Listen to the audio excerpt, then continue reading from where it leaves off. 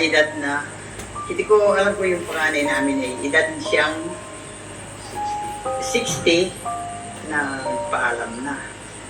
Ako ay si Kuya Tutoy, edad siyang 60 rin yata.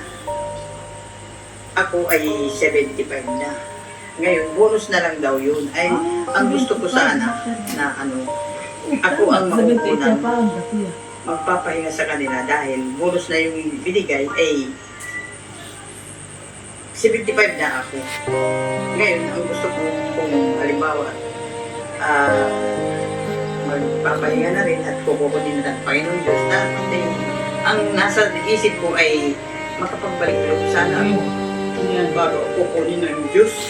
Dahil Diyos lang ang may karapatan kumuha ng buhay ay pinahirap sa akin.